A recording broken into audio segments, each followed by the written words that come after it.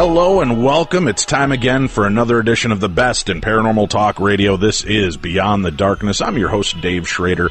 And today, this entire week, we're calling it Turn Your Eyes to the Skies, as we are going to be talking about different aspects of ufology, abductions, alien encounters, and talking to people from around the world, different belief systems. And today we're starting off with a gentleman. Barry H. Downing is a pastor emeritus of Northminster Presbyterian Church in Endwell, New York, where he retired in 2001 after serving as pastor for 34 years.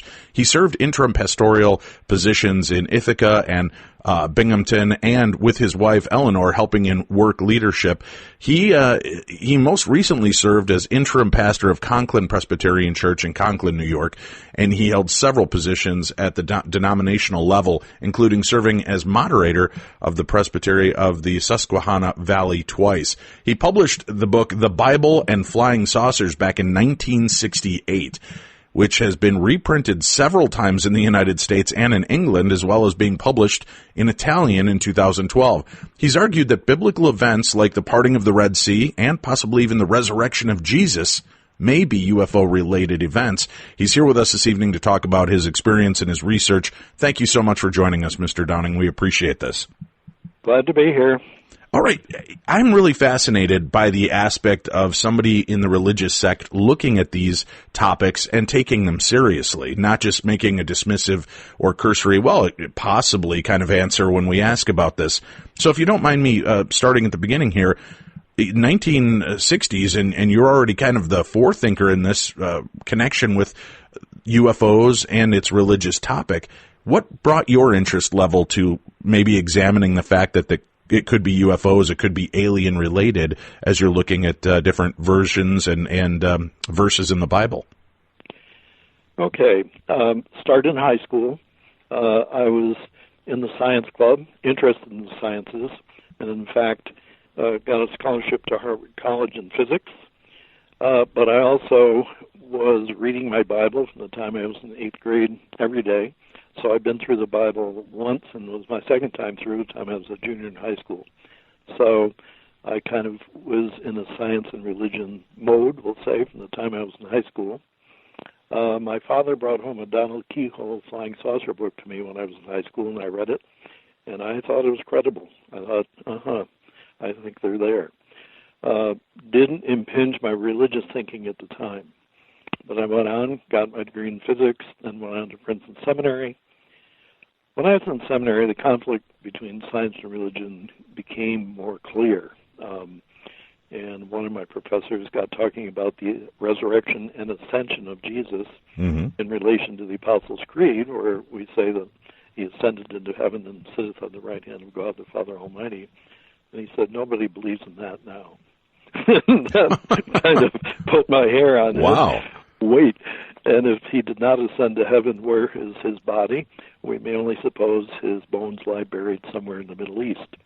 That quote stayed in my mind like as if it had been, writing on the wall or written in stone, as it were.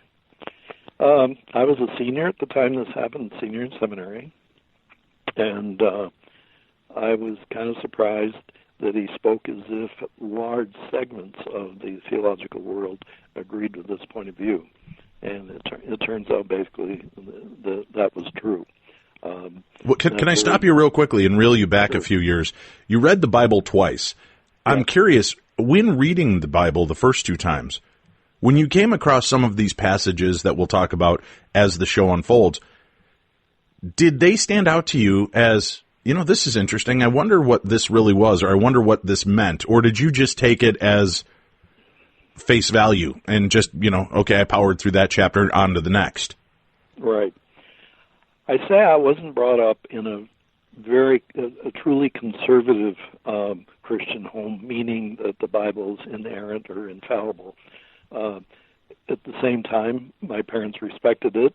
I had a grandmother who felt that when God ordered the Israelites to kill women and children, that this was not God. Right. And so I had a family tradition that could challenge the Bible, but by and large, believe that it was true. So that was kind of the mindset I had from my home about it. Oh, I already like you. See, that's been a big aspect of my interest in this. I grew up in a Lutheran environment, going to Trinity Lutheran in Roselle, Illinois, and going through education. And much of what I read did not sound like a loving, caring God, at least not in the beginning. Obviously, God version 2.0 in the New Testament, kind of, the new upload worked, and he seemed to be a lot better and much more of what we wanted a God to be.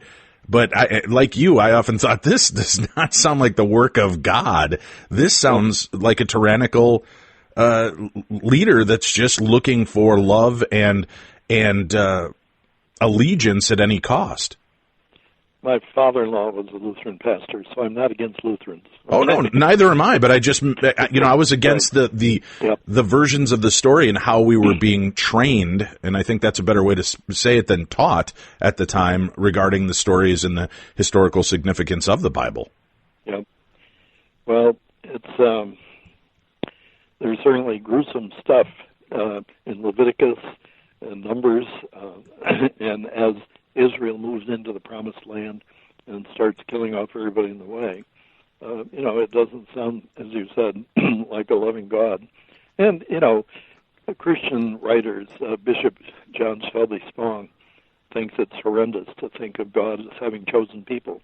But that really gets tricky then, because if you're going to see the Old Testament as an act of revelation, and, of course, the title of my book, which we haven't mentioned yet, that led to me being on your show today, is biblical UFO revelation. Part of the question we got is, has some kind of divine revelation occurred, or is religion something that everybody just makes up as they go along? Is the biblical religion just a little more advanced than the idolatry of the people around it? And as the atheist Richard Dawkins would say, that religion evolved from many gods down to one, and now we got to make the last step and get rid of the last one. So, what kind of work would be necessary to create, we'll say, a nation of people that would represent an advancement in religion over the idolatry of we'll say, 3,000 years ago? And how bloody would you have to take action to keep these people as a unified group that wouldn't be overcome by we'll say, their idolatrous neighbors? So that's kind of where all that plays out. It's not very loving if we, bomb Japan with nuclear weapons either, but it's kind of the issue of how much power is justified when you feel you're up against a power that's trying to destroy you. I don't know. I don't have an answer about that being the goodness of God or not in the Old Testament. I think we can come back to it later after we establish the pattern of the Exodus, which is a big part of what I'm about. Well, please, right. Now, you were saying that as you're going through college and seminary and learning about these different aspects and starting to realize that there is a different way to look at these teachings, when did it start to awaken to you that some of these stories may be otherworldly? And I don't mean so much in the supernatural vein of Christ's ability to heal and people being beamed up, or, and correct me again, it's been many years since I've read the Bible thoroughly, but Elijah and who was the other one that was also kind of transcended? They kind of ascended to heaven according to the Bible. No, Elijah was taken up in a chariot of fire in 2 Kings chapter 2, verse 11. But there was, Ezekiel may have been taken for a ride, okay, and his wheel within a wheel, his UFO that he saw, because it says he was taken up and carried to a river or something. But he wasn't taken away and never brought back. I think Elijah's the only, what you might call, biblical UFO abduction where there's no return. So, going back to seminary, when I heard that, I felt, how could I do a funeral? Because basically, if my professors don't think that Jesus is alive now anywhere, then we certainly aren't going to go and join Jesus when we die. And that's been the basic Christian hope. So I felt I needed more studies in the area of science and theology and science and religion. So I went to the University of Edinburgh and did a PhD there. And the dissertation that I wrote was Eschatological Implications of the Understanding of Time and Space and the Thought of Isaac Newton. That's a bit of a mouthful, but in any case, eschatology has to do with the future, life after death, those kinds of things, and how had our concepts of time and space since the time of Newton and during the time of Newton, how did these issues get transformed in such a way that we can't buy into traditional Christian beliefs about life after death, and traditional beliefs about the angelology of the Bible either. So that's kind of where it went.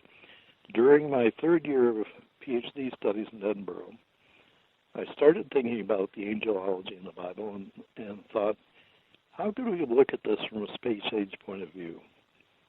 And if there's life out in the world, how would we tell the difference between aliens, if they came, and the angels in the Bible?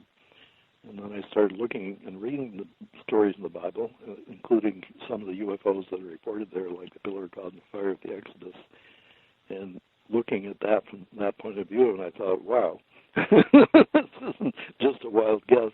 It looks like that's what's going on here. So that's where it went. So I was thick into my dissertation at the time, and when I got these ideas, I kind of made a deal with God. Let me finish my dissertation, then I'll go home and I'll write the Bible in flying saucers. So the deal worked out. I got home. I didn't have a church. I set up shop in my in-law's basement, my in-law being the Lutheran pastor, and wrote the Bible in flying saucers while I was looking for a church. And I finished the manuscript about February 1st of 67 and got my church starting February 6th. So that's kind of how that went. And then the Bible in Flying Saucers was published in 68, as you said. And it was not well received by either the liberal church or the conservative church. No, that's hard to believe. I know, but it's the truth. And so here we are, 49 years later. I'm publishing Biblical UFO Revelation, and the cover shows the parting of the Red Sea with a UFO hovering over it. It's quite a striking drawing, and my publisher found it online. I had never seen it before. It was a British illustrator that did it, and he did this drawing, and at the online drawing underneath it says, for the cover of Barry Downings' book, The Bible in Flying Saucers. Now, I never heard of the guy, and I think he died like 15 years ago. So I never even knew about it until the publisher of my book scanned through online stuff and found it there, and so there it is on the cover. Very nice piece. So that's where we're at. I think some type of UFO or spaceship uses propulsion system to split the waters of the Red Sea. Chapter 4 in the new book summarizes this in detail. And so I think the nice thing about the parting of the Red Sea, it's such an astounding event that nobody's been able to figure it out. It looks like, in traditional interpretation, that the Jews just had a little bit of good luck. They showed up the Red Sea at the right time and it parted for them. Whereas, in fact, the Bible says that the pillar of cloud and fire was this space object which led them up to the Red Sea on purpose, and we may suppose the reason they did it on purpose is they knew ahead of time they had the power to split the waters and to get the Jews free to the other side, and then drown the Egyptians when they were hard-headed enough to go in and try to follow the Jews. So that's how it is. It takes up several pages in the new book to even summarize this, but in any case, that's what it does. With some of the other things, like the burning bush story, which I think is the pillar cloud and fire settled down in a clump of bushes, there's not enough environmental impact to really make your hair stand on end. But with the parting of the Red Sea story, there's a lot of detail there. And you had a lot of people watching, and I think what we have there is an excellent composite summary of what several thousand people saw and reported. And I think that the modern UFOs seem to have the power to do exactly what was described there.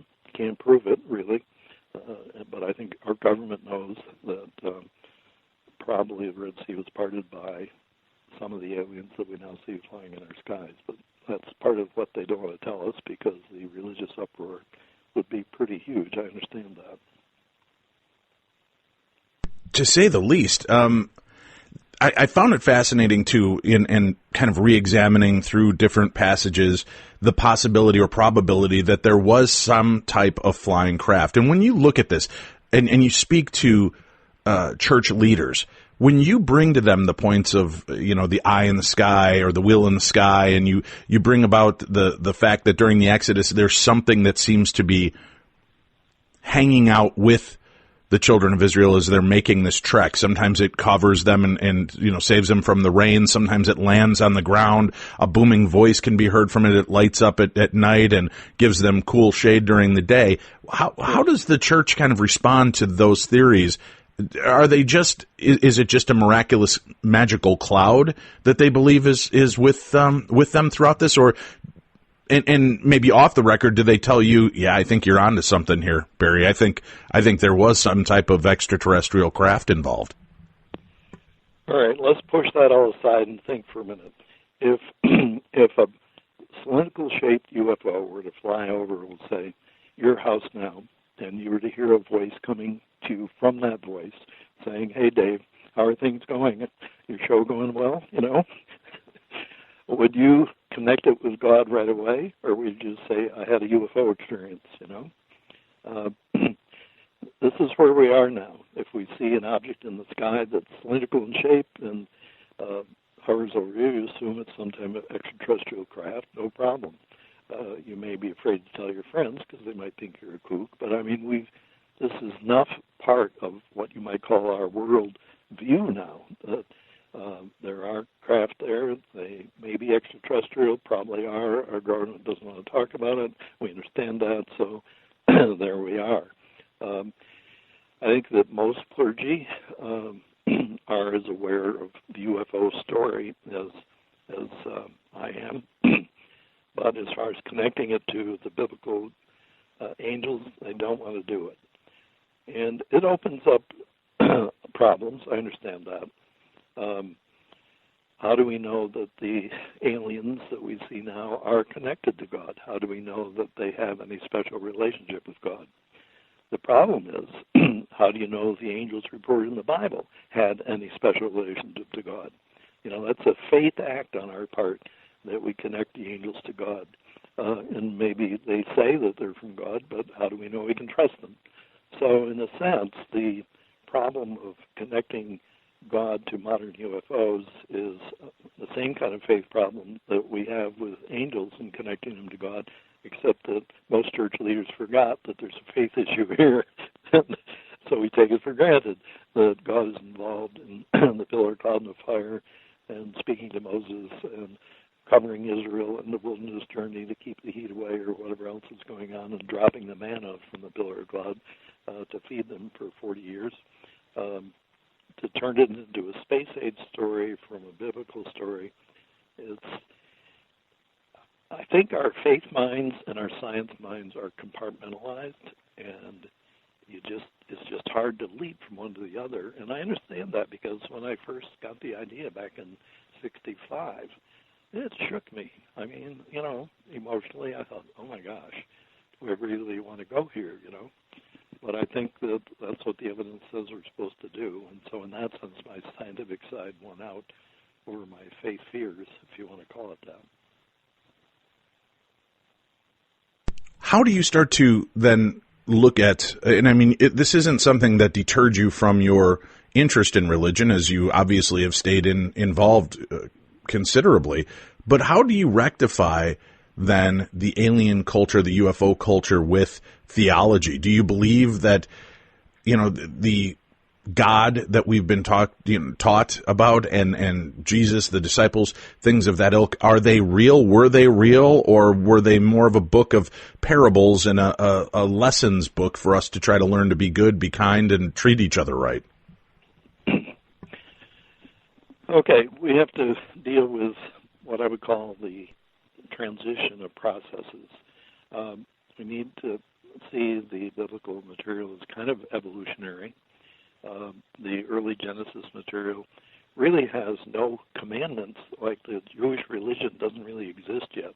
You got people like Abraham, Isaac, and Jacob, but you haven't gotten to Moses yet. And at Moses, you get the 10 Commandments and the 600-plus commandments of the Jewish religion. And the commandments include modes of worship, establishing a priesthood, days of celebration, all the things that we associate with a religious tradition. They didn't come into existence until Mount Sinai, and that's basic to the Jewish faith.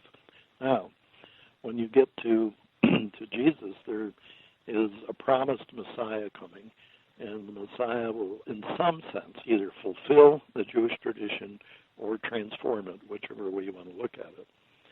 When Jesus came, he came preaching the kingdom of heaven. And he would say, the parables would say, the kingdom of heaven is like a landowner who went out and sowed seed in the field. And during the night, a bad person came and sowed weeds in the field. And then the weeds and wheat came up, and the workers of the vineyard, of the field, came to the master and said, "Didn't you sow good seed?" and all that. What do we do? Do you want us to pull up the weeds? No. Let the weeds and wheat grow together. We'll take them at harvest. So the overall view is very similar to the Old Testament, that life is a process of growing, and then you reach maturity, and you die, and then you're harvested. And the good part of you gets saved in the heavenly world, and the bad part gets thrown away. The Old Testament, you're going through times of wilderness, 40 years. You go through life with trials, and then you get to the promised land. That's the Old Testament parable of what life is about. In the New Testament parable, we're living, we're wheat, but we've got weeds sown in our midst, and there isn't anything God can do about it now until we die. So there's that. We can kind of participate, as it were, in trying to keep the weeds from infiltrating our souls too much or whatever. that's our current task. So the kingdom of heaven is like. How many times did Jesus say that? Well, what is the kingdom of heaven? It's the place where the angels live. It's the place where we go when we die. And the kingdom of heaven then is not on earth. We pray in the Lord's Prayer, but thy will be done on earth as it is in heaven. Where is heaven? It doesn't say, but it's not on earth. So heaven is a place that Jesus came from. The Nicene Creed says that Jesus came down from heaven and was incarnate in Mary for our salvation. So that Jesus is seen as an extraterrestrial being that came from a world where God and the angels are, and lived his life out here, and then he ascended back to the world from which he came, and the world to which we go when we die, a world of angels and Jesus. So that's kind of the revolutionary process, or the evolutionary process from the Old to the New Testament. Now I think we're at a new evolutionary level. That is, we have got to face up to the fact that the heavenly reality, or the angelic reality, is part of kind of this huge universe of which we're in. Or it may be that they come from another dimension that isn't even in our universe. But as science has discovered more and more about the universe, I think we're on some kind of a path here where the scientific worldview and the New Testament worldview are going to intersect. That's what I think is going on. I'd like you to start to outline, if you could, for us, and I know we briefly touched on some of these points, but talk to me about where you believe that there is, kind of irrefutable proof that we were dealing with something extraterrestrial in origin throughout the Bible. So people can, and again, this isn't, I want people to understand, this isn't the, harebrained machinations of a nutcase. This is somebody who has studied the Bible, and this is something that you can pick up the Bible and look at and read for yourself, open to interpretation as the Bible often is, but where are some of the highlighted points that you believe really point us in this direction that we're dealing with extraterrestrials and flying saucers? Okay, go to Exodus chapter 14 or 13 to start with. Okay, go to 13 to start with, in the very last verses in 13, because it sets the tone for what is to come in 14. The very last verses in 13, I'm going to read them. Please. Okay, and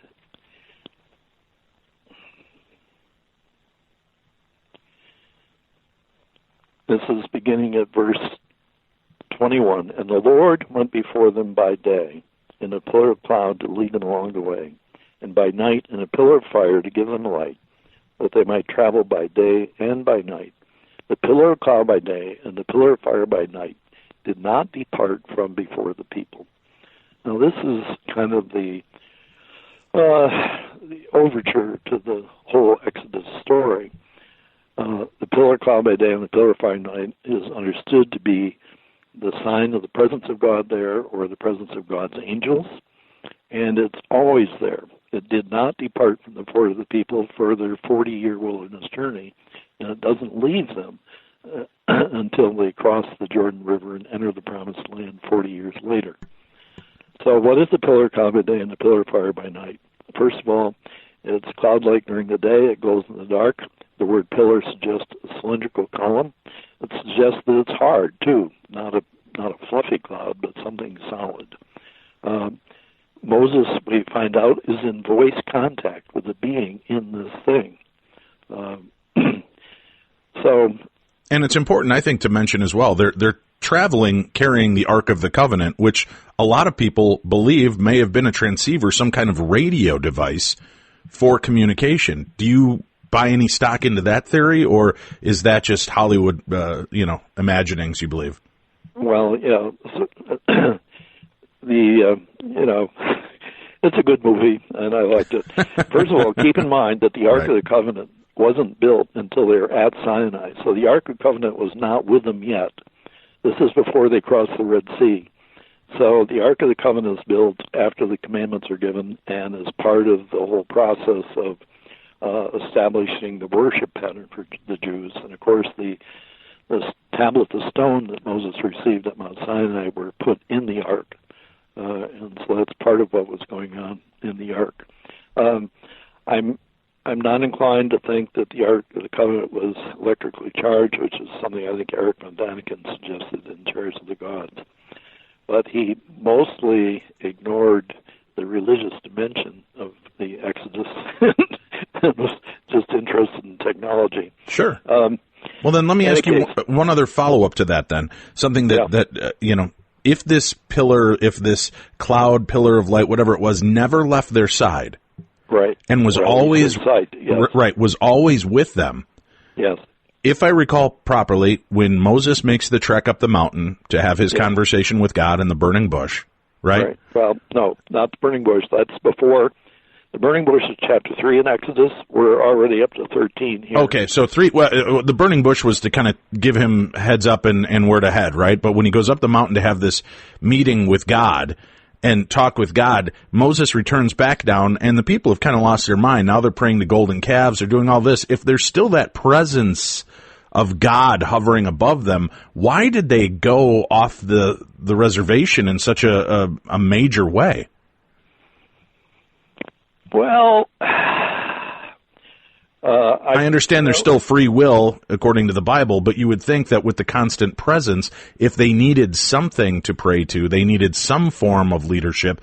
I would think the flaming pillar in the sky or the magnetic cloud or whatever you want to refer to it as would have been a much better representation of God than a golden calf. All right, the golden calf is kind of what they've been used to in Egypt. Mm-hmm. And as the saying goes, you can take the Jews out of Egypt, but you can't take Egypt out of the Jews. That these were the old patterns, and they felt naked without some kind of a physical form. You can say that the pillar of cloud was up on top of the mountain, and they ought to understood if that brought them through the Red Sea, that that was a real source of protection, not some kind of a molten calf. And also suggests that they went into some kind of a sex orgy that went on with making the molten calf. They rose up to play was the phrase for it, and then later on, when they get to the Promised Land, they fall back into some of the kind of temple prostitute worshiping that seemed to be common among the Baal worshipers of the day. So it seemed natural for him to do this. Okay, what else to say? Okay. It's natural for children to rebel against parents, and it's natural for adults to rebel against an authority figure such as Moses or Aaron, his brother, who is the one that gave permission to, we'll say, indulge themselves in what had been their idolatrous past. Not sure where you want to go next, but well, okay. Going back to we're looking for the pointed places in the Bible, and we've gone to the beginning part of that Exodus story where you said this was going to lead into the next phase of it. So please enlighten us with that. All right. Well, let's go to chapter 14, beginning at verse 19. Then the angel of God who went before the host of Israel moved and went behind them, and the pillar of cloud moved from before them and stood behind them, coming between the host of Egypt and the host of Israel, and there was the cloud and the darkness, and the night passed without one coming near the other all night. So the pillar of cloud led them up to the Red Sea on purpose, which seems pretty dumb because the army of Egypt is coming up behind quickly. And the pillar of cloud apparently settled down on the ground and intimidated the Egyptians enough until it got dark that they did not attack Israel. So it's very interesting behavior. It's the type of behavior that, it would seem a modern UFO could do without any trouble. And it just seems to me that if this is described in a way that's similar to the way many modern UFOs are described, the MUFON UFO Journal, I don't know whether people know about the Mutual UFO Network. I've been a part of it since 1972. But their publication ran a series of articles on cylindrical-shaped UFOs. We tend to think the flying saucer types are the dominant ones, but the cylindrical-shaped ones can be huge, maybe a half a mile long. So I think we had one of what some are calling the mothership type things there. And it led the way up to the Red Sea on purpose because I think it knew it had the power available to part the Red Sea. And that's what happened. Then Moses stretched out his hand over the sea, and the Lord drove the sea back by a strong east wind all night and made the sea dry land, and the waters were divided. And the people of Israel went into the midst of the sea on dry ground, and the waters being a wall to them on their right hand and on their left. The Egyptians pursued into them after them in the midst of the sea, all Pharaoh's horses, his chariots, and his horsemen. And in the morning watch, the Lord in the pillar of cloud and of fire looked down upon the host of the Egyptians and discomfited the host of the Egyptians, doing something to their chariot wheels, clogging, it says in the Revised Standard Version, so that they drove heavily, and the Egyptians said, "Let us flee before Israel, for the Lord fights for them against the Egyptians." The Bible, first of all, says that the Lord parted it by a strong east wind. I think an east wind was felt, but I think the east wind was caused by some type of power system that the UFO used for propulsion and pushed the waters out of the way, and in the process, an east wind came shooting out the open end of the channel as a byproduct of whatever force field was used here. And so there was an east wind, but, pushing the water back by itself would not dry out the seabed. And it says that they crossed on dry ground. I'm sure everyone was amazed there was no mud there. Modern UFOs, when they land on the ground, often bake the ground. they seem to have almost some kind of microwave energy that dries out the ground where they land. So I think we got something like that at work here. And then the Egyptians went in after the Jews into the sea with their horses and chariots. And we might think, well, that's when the walls of water collapsed and drowned the Egyptians. But that's not what happened first. The thing that happened first is kind of interesting, because you can imagine the Jews on the far side. They've escaped. They've gone through the walls, between the walls of water. Now they see the Egyptians coming. And I'm not sure what their prayer was, but my guess it would go something like this: "Oh my God, you've delivered us through the Red Sea, but now look, the Egyptians are using the very thing opening. They're going to come and kill us. Can't you do something?" And something happens. This is where the pillar of cloud and fire is brought into the situation again, and it's hovering apparently directly over the open channel. In the morning watch, the Lord in the pillar of cloud and fire looked down upon the host of the Egyptians and discomfited the host of the Egyptians, clogging their chariot wheels so that they drove heavily. What's going on here? Apparently, something happened so that the chariot's wheels would not turn well. That seems a little weird. Either the clogging, the translators of the Hebrew, found that the word there didn't mean clogging, but it's the only thing that made sense. They must be getting stuck in the mud, you know. But the actual Hebrew word said removing or binding, one or the other. So either some force came down that broke off the chariot wheels, or else, and this is even more interesting, that something bound the chariot wheels. And I don't know what type of energy system is being used here, but the chariot wheels would be have metals as a hub, and then the axles themselves would be metal. And they would be finely made so that the wheels would turn without rubbing too much. They would probably find a way to grease the wheels. Anybody brought up in farms years ago, before ball bearings, would understand how you'd have a wheel like this. And if grease ran dry, or if some kind of heat caused the axle to expand and the hub to expand, then suddenly it would lock up. And of course, I think one Jewish English translation of this passage I read is that the word there is locked up, that the wheels that locked up the chariot wheels. And if that happened, then they would see the chariot wheels just kind of not turning as they went bouncing along with the horses. So I think this is a very interesting detail in this story, and I think that the modern UFOs would have the power to do something that would cause the chariot wheels to bind up, and I think there it is. So it's an astounding little piece from my point of view. It's the most interesting verses in this whole parting the Red Sea story from my point of view. This is verse 25, where they're clogging or binding up their chariot wheels so that they drove heavily.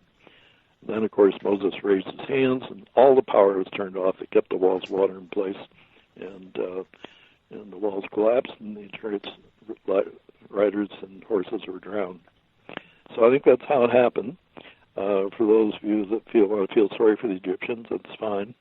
But it says to me that there's some kind of extraterrestrial power here that's bringing about the Exodus, and what we have as proof of the intelligence of this power is that the Jewish story and the parting of the Red Sea story is a mystery and a power.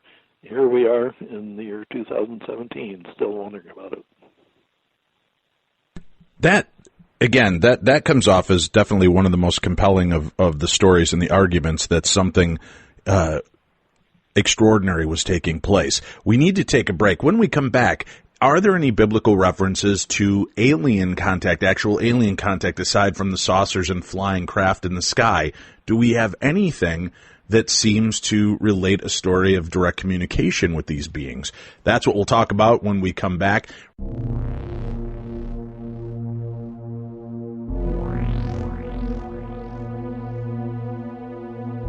Beyond the darkness.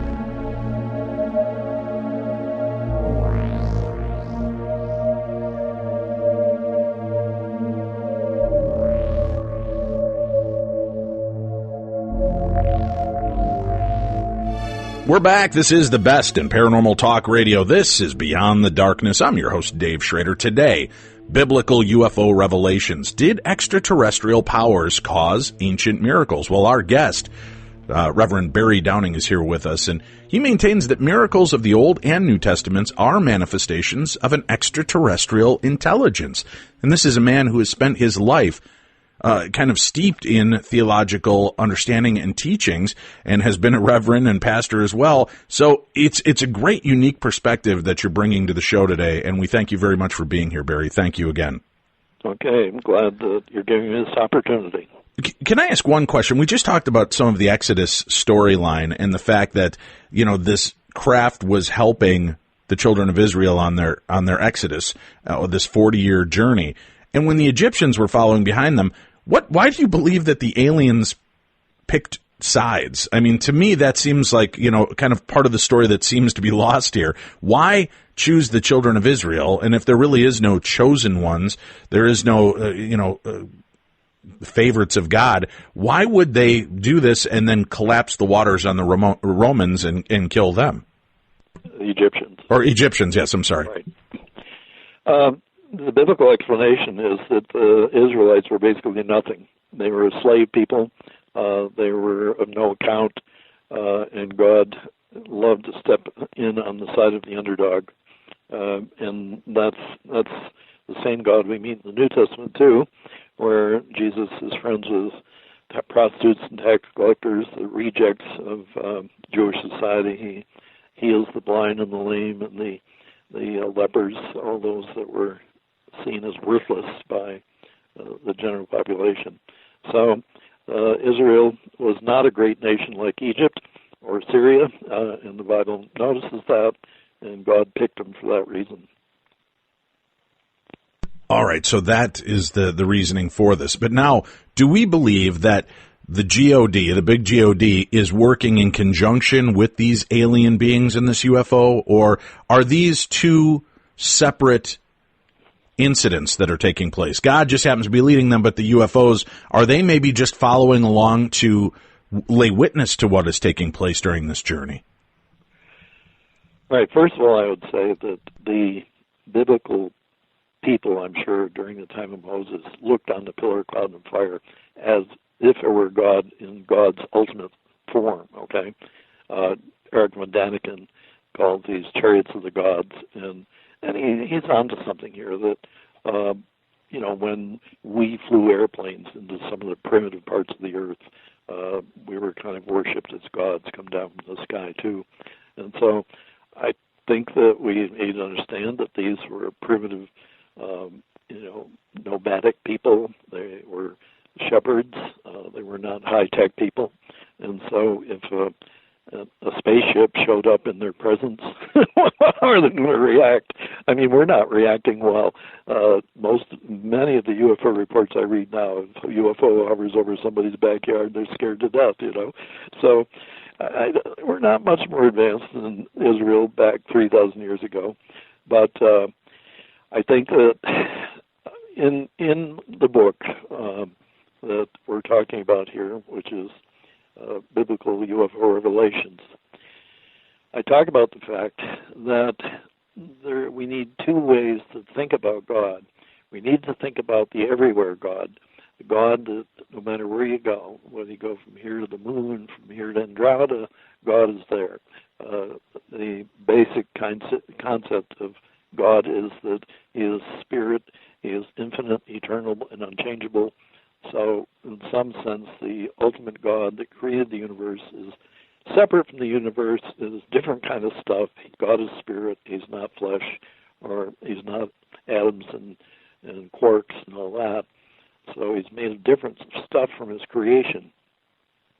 But then the problem is, how does the God who is this transcendent and this different from creation itself, how does God make God's self known? And so then you need some kind of mediating force. And so the angels are that mediating force. And part of the problem is that the mediators kind of have to push people in the right direction and yet not take over for them. They're like the teacher in the class that gives out the information and then gives the test. But to be a true test, the teacher should not give answers to the test to the students, okay? So there's a kind of restriction on how much the angels can get involved in the human process. Certainly in the Exodus, it's a huge involvement. There's never been any involvement like it in the history of the human race, as far as I know. So that you go back to the burning bush thing happens in chapter 3, and Moses is sent back to Pharaoh to tell him to let Israel go. That's where it starts. And, of course, Pharaoh realizes that his slave labor is important to him. He doesn't want to let them go any more than Americans that owned slaves before the Civil War wanted to let their slaves go. They were worth money. In any case, so a whole bunch of plagues come upon Egypt, and Moses warns Pharaoh ahead of what the plagues will be.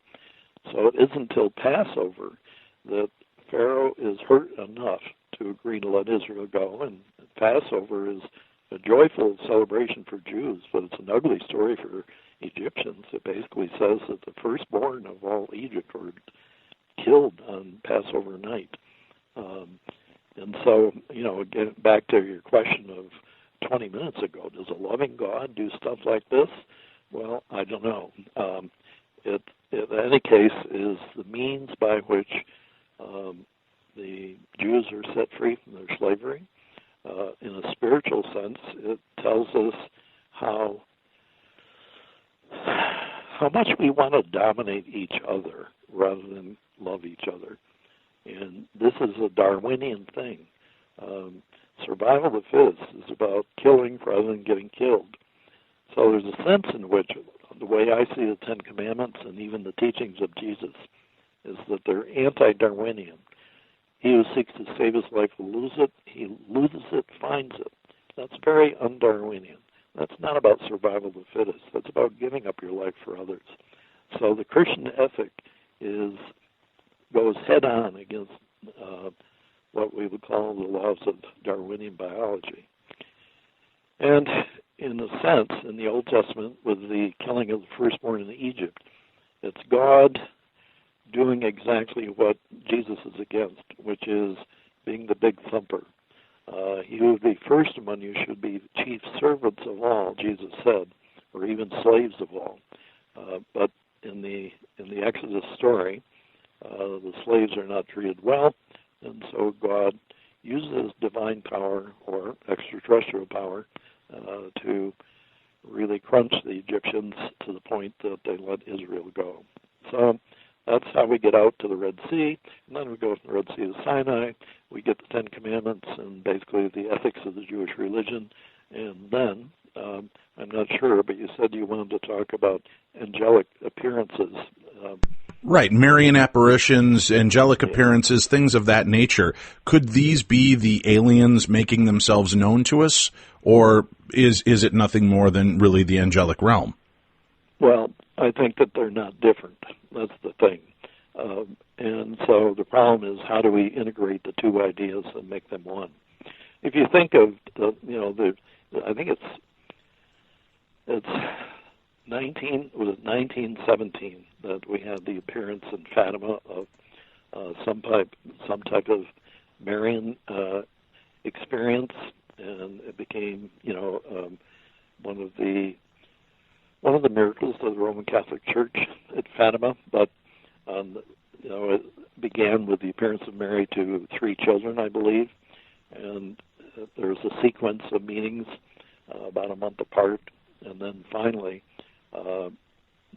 everyone came out, 50,000 people came out to see the final revelation. And what it looked like was just a bright disk in the sky. most UFO researchers, and Druffel's written about this in the Encyclopedia of Extraterrestrial Encounters, edited by Ronald Story. But, from the point of view of UFO researchers, this sounds like a pretty standard UFO description. But at the same time, it was interpreted as a holy event by the Catholic Church. So I'm not sure that there's any easy way to separate what you might call angelic appearances from extraterrestrial appearances in the secular sense. Okay. All right. I get that aspect of it. I know a lot of people that believe in the ufology in the Bible refer to segments in Revelation where there seems to be some kind of craft and frog-like characters that, kind of come out of it.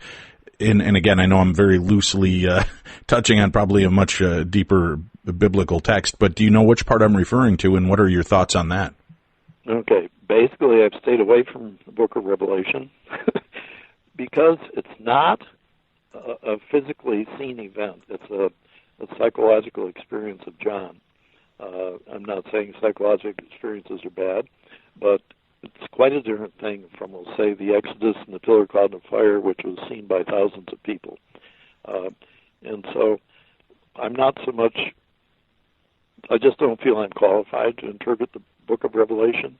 It's a lot of symbols in it, which I realize people have worked at understanding, and you've got the mark of the beast and all this kind of stuff, and how much of it translates into human history, well, I'm not so sure. I think a lot of people have made predictions based on it that have not worked out well. And so I've got enough problems with credibility. I do. I understand. Right in the straight up, easy to, kind of discern text and information. So when you start getting into the, and the book of Revelation, as many people may or may not know, is written mostly in different types of code, and it was trying to pass information on without being looked at as heretical or getting themselves in trouble, right? Isn't that kind of the concept behind that text? I don't know. I mean, it's more of a guess than I can make. All right, there's stuff that's in Revelation that's similar to Daniel. So there was, an apocalyptic tradition that was part of Jewish history that predated the book of Revelation. And, of course, Revelation is kind of put as the last book in the New Testament for good reason, because, where do we go from here? And I don't think anybody knew. The general feeling was that Jesus would return soon. The book of Acts has Jesus ascending to heaven, and the two angels or men in white robe are standing there saying, "This Jesus whom you saw going to heaven will come in the same way from heaven." And so the general feeling that Jesus is preaching the coming of the kingdom of heaven, and they thought, well, he's going to return soon, just like Elijah was scheduled to return too. I mean, there was one of the prophet books talks about the fact that Elijah might come back someday. And in fact, when Jesus was on the cross and saying, "Eli, Eli, lama sabachthani," which is, my God, why have you forsaken me?" Some people at the foot of the cross thought he was calling for Elijah to come back and save him. So the Bible has reference to what might be called the second coming of Elijah, as well as the second coming of Jesus. The book of Revelation seems to be a book about all kinds of grief coming to planet Earth before God does a final rescue, before we have the New Jerusalem coming down out of heaven, adorned as a bride for her husband, and there'll be no more tears and no more suffering and no more death and all that, which is what we all hope for. But what the track is by which you get there, according to Revelation, I'm afraid I'm not smart enough to figure out. Please go find somebody to be in your program that can explain it all clearly. And then I'll send the copy of it to you so you can maybe get a better handle on it as well then. Yeah. Let's look at some of the other points throughout the Bible. You mentioned even the resurrection of Jesus Christ as possibly being intervention or UFO related.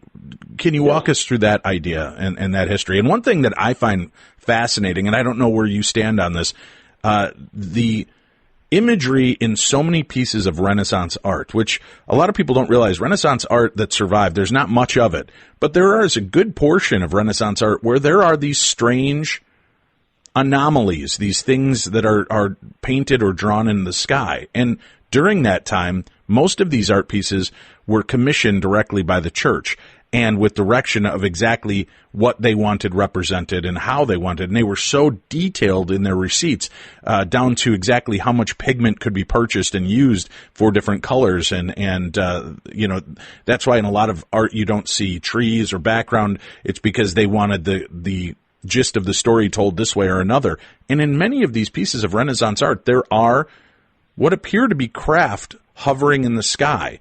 And I know some are the interpretations of the sun and the moon. Some, I guess, are probably the interpretations of wisdom of God or the angels being given to Mary. But have you taken a look at the Renaissance art relationship with the story of everything from the birth to the death and resurrection of Jesus? And what do you make of that art?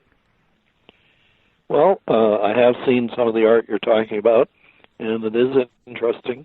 Of course, some of the art also puts wings on angels. And I don't think many of the angels had wings. That's just my guess. Right. I think that was more for the conceptualization of why are these people just floating in the air. I think they were giving wing to them to say that they were of flight, right? That they had this ability to levitate. And that would make more sense than if there was if you just saw somebody hovering in the air, it would look like the artist was putting these people out of place and maybe did not have good perspective in their artwork. Yep. Yeah, I think that's all true. And also in Hebrews chapter 13, verse 2, be sure to entertain strangers because thereby some have entertained angels unawares. Now, if a guy knocks on your front door and he's wearing a set of wings, this would tip you off, You wouldn't be caught unawares. So I think most of the time the angels did not wear wings. Here's Matthew 28 about the resurrection.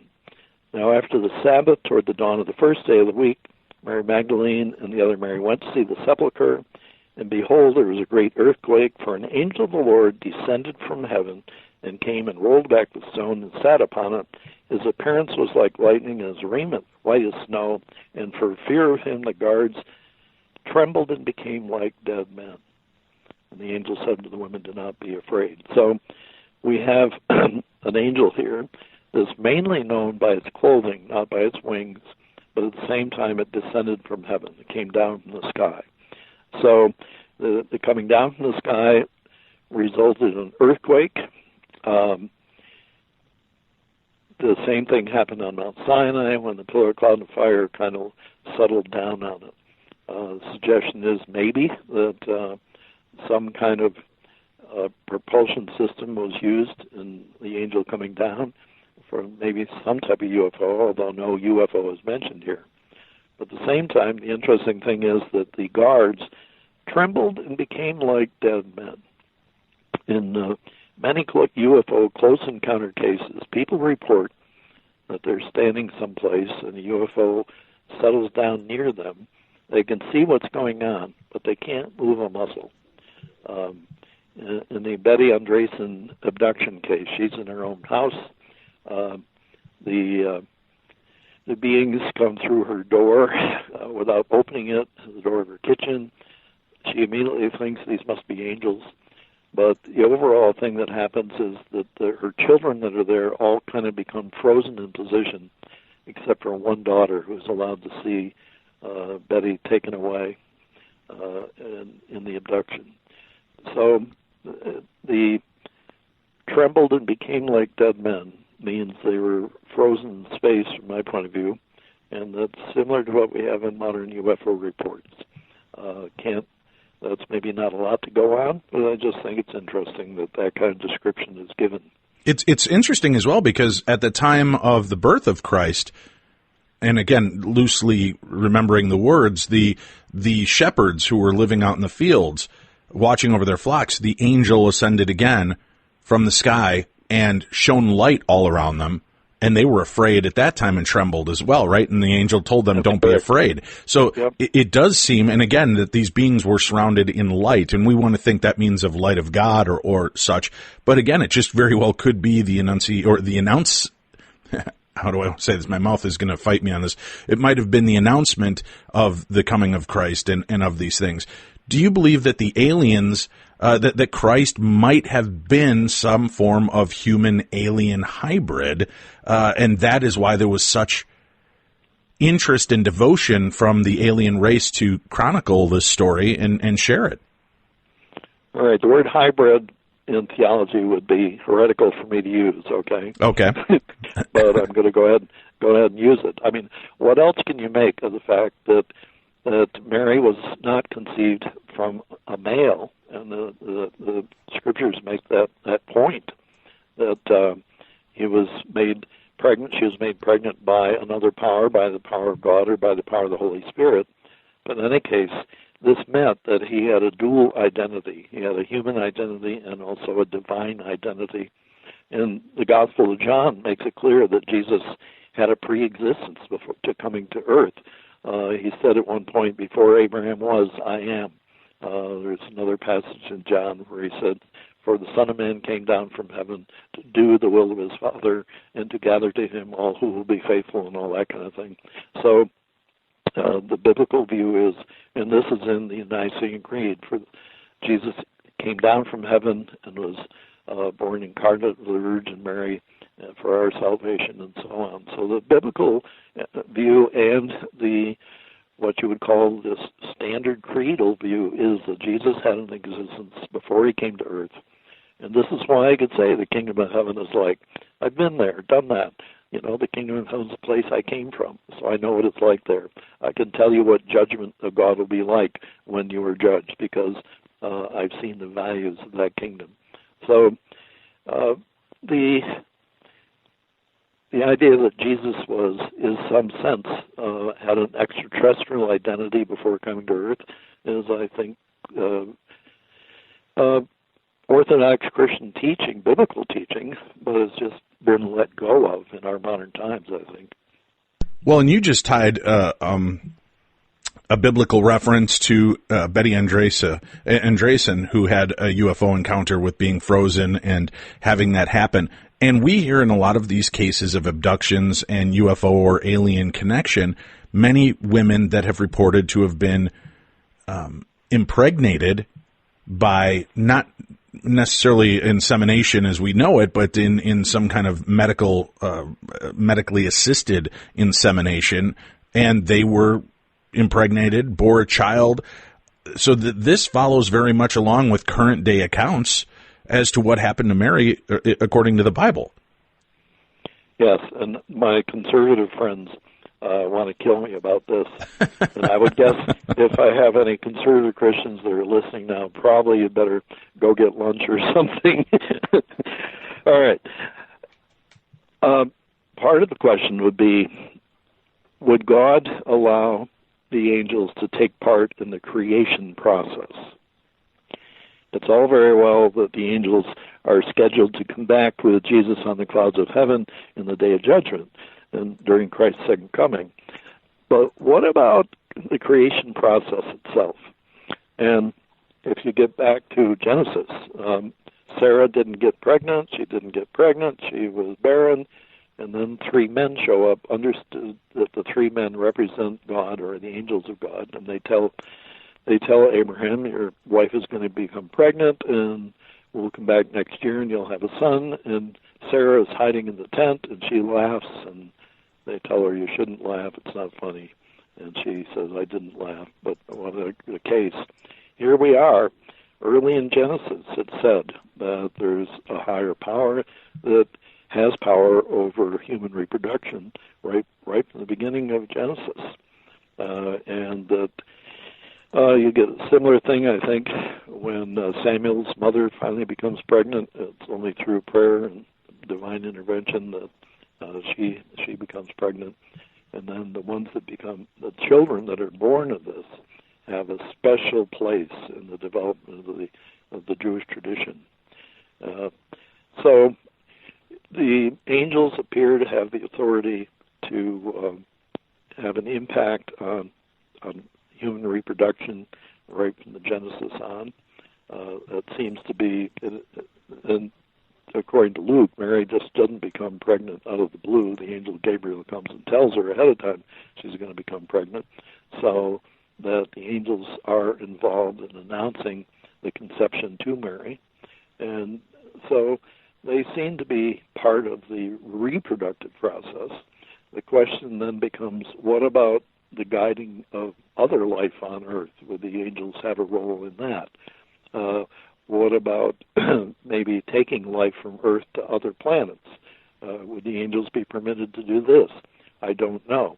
Would the angels be allowed to take human life from Earth, or maybe some type of a hybrid form of human life to another planet that isn't exactly like Earth, but would be open to having or have a life-sustaining ability for a different type of DNA from what we have if it were a hybrid with another type. I don't know. There's a little passage in the Bible that says, with God all things are possible. I don't know whether this is possible, but I think we just shouldn't be too quick to close our minds to the possibility that the angels of God have been given major roles in the development of life on Earth. That's what I suspect. Right, and there is belief that some of the angels that were cast down mated with the humans, and some that were sent here to protect us mated with the humans, creating the Nephilim and some of the other versions of humanity. And since we're already kind of skating that thin theological line here, if you don't mind me bringing up, you hear the story of Christ and you think, okay, this does have a very alien nature to it. The pregnancy, the life that this person led, and some of the abilities that they had that seemed different and more powerful than others. But Jesus isn't the only one in history that had similar genesis to his story, right? I mean, you've got characters like Horus. You've got characters like Buddha. You've got Vishnu, Hercules, Dionysus. I mean, there are quite a few, Romulus too, I believe, and Odysseus, that have that same kind of virginal birth, the death for a greater cause storyline, and that shouldn't, I think, necessarily dismiss the importance of the story of Christ and why he was here, but there does seem to be interaction, and in many of these cases, these beings took on different manifestations, sometimes different looks, which are very alien in nature compared to what we understand and hear of current alien sightings, right? I mean, there are many different genus of these different creatures that exist, and these stories seem to fit with many of these different type of religious looks and their leaders. All right, I've got to say this for the opposition, okay? Please. Okay. The conservative Protestant views of aliens and UFOs goes in two negative directions. One view is that they're demonic. Timothy Daly, Gary Bates are among those who lead the way in talking about the demonic theory. And Chuck Missler is a very good biblical scholar who goes with the fallen angel theory. And you brought up Genesis chapter 6, and also the book of Enoch is as part of Missler's work, basically saying that, fallen angels came to earth, mated with human women, and so on. And of course that represents a crossbreeding thing in the book of Enoch. And also in the book of Jude, it's understood that these are angels in rebellion against God, and they came down and lusted after human women, and this is a bad thing. And it's kind of interesting just thinking of the story of the pregnancy of Mary.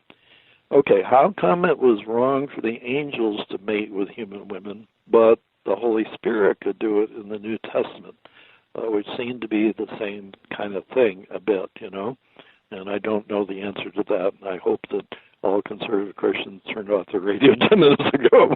But in any case. Listen, we're a paranormal radio show. Conservative Christians either buy into this and are interested and just want the mind-expanding concepts, or they're not listening anyway, so I don't think you have to worry too much. I think it's okay. All right. But in any case, if Enoch, the book of Enoch condemns the 200 angels that came to earth and mated with human women for kind of a crossbreeding thing, it isn't clear why it was okay for the Holy Spirit to basically meet with Mary. The other side of it is that in some of Dan Brown's work, he suggested that Jesus married. Are you aware of that? Yes, yes. Okay, and this would be big time heresy for the same reason. You see, that Jesus is a heavenly being, and he would be condemned along with the angels if he had sexual relations with any human woman.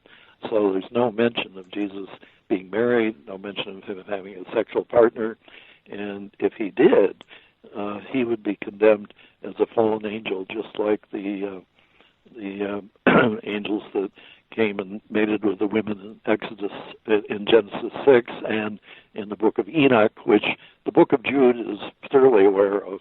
So that you were talking big heresy when you're talking about Jesus marrying. Right, marrying, and especially who he married. Now, there's an interesting aspect of that too, saying that Mary was not a prostitute or hooker, as it was more commonly known at that time, and that was just a way to disavow her so that she didn't seem to have the same power or connection with Jesus that the other apostles did. So, and I don't know where you land on that line as well, but it does seem a fascinating aspect of the whole story. Kind of a discreditation of her, yeah. I can't improve on what you said. All right. I know you've got to get going here. We're going to wrap up pretty soon. Biblical UFO revelations. Did extraterrestrial powers cause ancient miracles?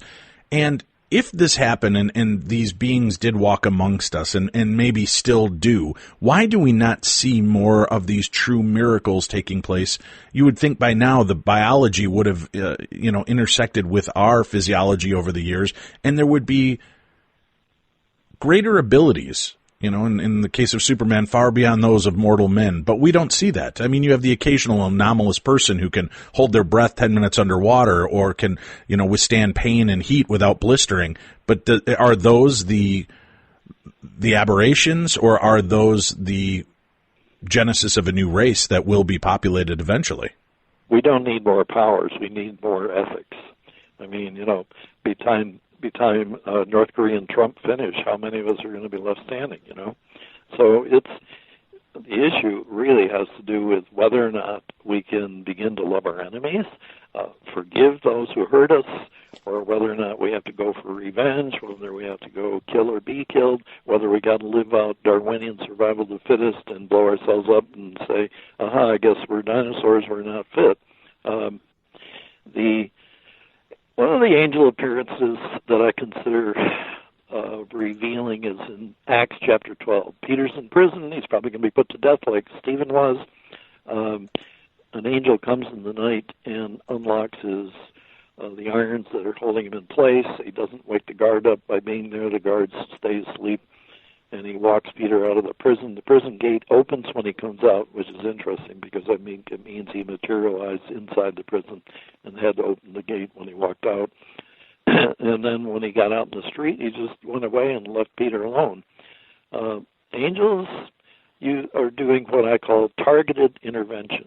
They just jump in, they do a job, they get out. They don't have coffee. They're not interested in chit-chat.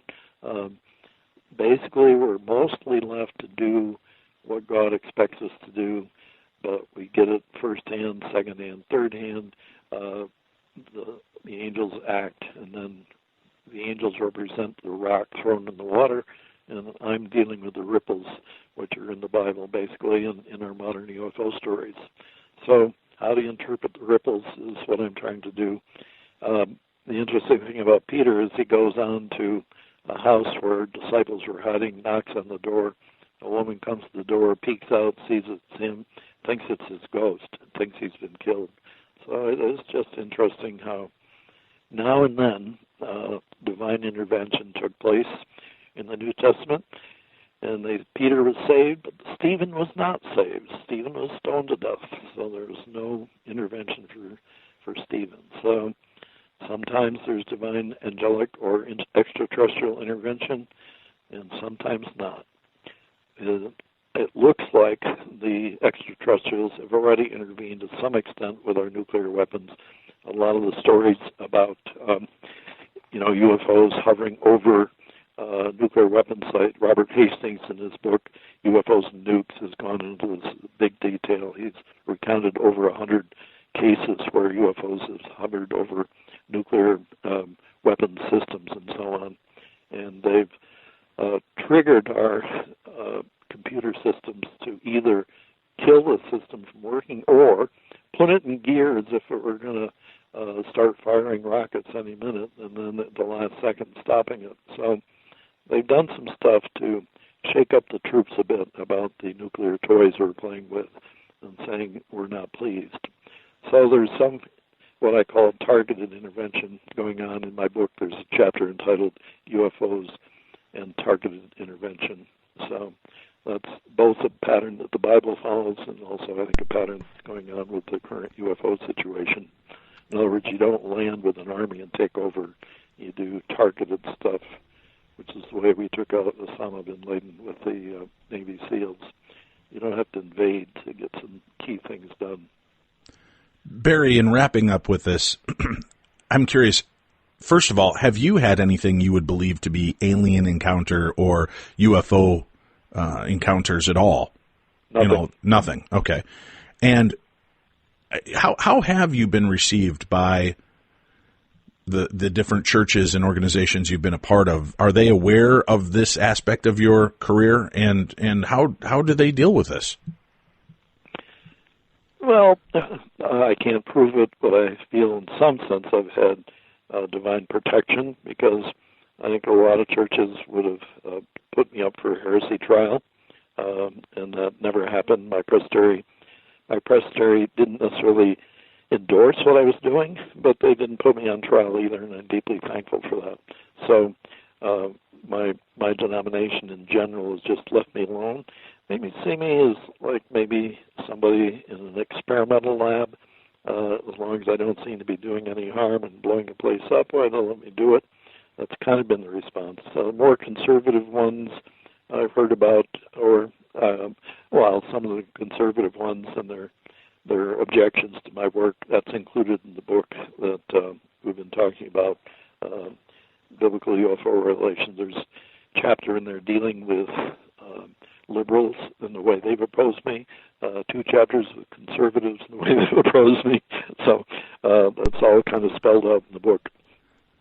Fascinating. Well, I'm so thankful that you've continued this research and sharing the information and beliefs that you have, in spite of the opposition, which in your case and in your chosen profession, or calling, as I should say, I can only guess has been a weird and strange bedfellow to follow down this line. How do you feel it's going to affect you in the long run? I mean, and again, it's open for interpretation, but according to the Bible and my understandings of it, we have one belief system, and this is it.